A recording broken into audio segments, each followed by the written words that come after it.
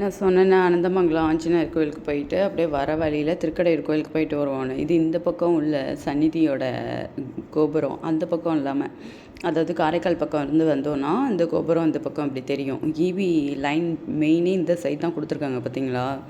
வண்டி வைக்க இடம் இல்லை, அவ்வளோ கூட்டம். மதியம் நேரம் இல்லை, கிட்டத்தட்ட என்ன 11:30 11:45 இருக்கும்னு நினைக்கிறேன். அந்த டைம் தான் கோயிலுக்குள்ளே போனோம். அப்படி தான் நாங்கள் வந்து அப்படியே ஒரு ரவுண்டு அடித்தோம்னாலே அப்படியே ரவுண்டு அடிச்சுட்டு பீச்சுக்கு எல்லாத்துக்கும் போயிட்டு அப்படியே அந்த சைடில் உள்ள எல்லா கோயிலுக்கும் போயிட்டு அப்படியே சுற்றிட்டு வருவோம். இதுதான் எங்களோட வேலையே. இது தவிர எங்களுக்கு வேறு வேலையே இல்லை. அப்படி தான் இருக்கும்.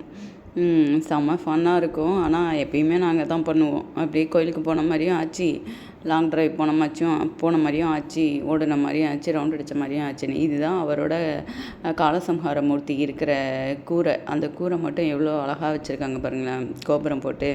ஆக்சுவலாக நடராஜரோட கூரை கிடையாது, காலசம்ஹார மூர்த்தியோட கூரை. அவர் உண்மையாளோட இருப்பாங்கல்ல, ஆமாம், அவரும் கூட தான் இருப்பாங்க. காலசம்ஹார மூர்த்தி கீழே இருப்பாங்க. இங்கே உள்ளது தான் நடராஜர். இவர் தான் நடராஜர் உள்ளவர். நடராஜர் இங்கே இதை வெளிக்கோபுரம் போய் பார்த்தா தான் தெரியும். அவ்வளோதான். முடிச்சுட்டு அப்படியே ஜாலியாக இறங்கி நடந்து வீட்டுக்கு போகிறதுக்காக நான் கிளம்பிட்டேன். கோவிலில் நடக்கிறது சும்மா வீடியோ எடுக்கிறது ரொம்ப பிடிக்கும். கூட்டம் சரியான கூட்டம். அதுவும் அந்த டைம் முடிய அவ்வளோ கூட்டம் வரும். பயங்கர கூட்டமாக இருக்கும். நம்மளால் ஒன்றும் சொல்ல முடியாது, அந்தளவுக்கு கூட்டமாக இருக்கும். எவ்வளோ கூட்டம் வருது பாருங்களேன். நடக்கவே முடியாது.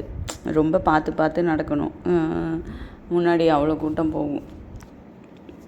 இந்த கதவுலாம் சும்மா ஃபோட்டோ எடுத்துகிட்டு வீடியோ எடுத்துகிட்ருப்பேன். கோபுரம் பாருங்களேன் எவ்வளோ அழகாக இருக்குன்னு.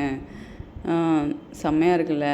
இது மேரேஜ் முடிச்சுட்டு அவங்க ஏதோ பண்ணிகிட்ருக்காங்க. அந்த இதெல்லாம் எப்பயுமே வந்து திருக்கடையூர் கோபுரம் ஒரு தனி அழகு. அதுவும் அந்த பெயிண்ட் பண்ணதுக்கப்புறம் அதுக்கு வந்து திருக்கடையூர் கோயில் கோபுரத்துக்கு ஆலம்பனா நாங்கள் உங்கள் அடிமைங்கிற மாதிரி.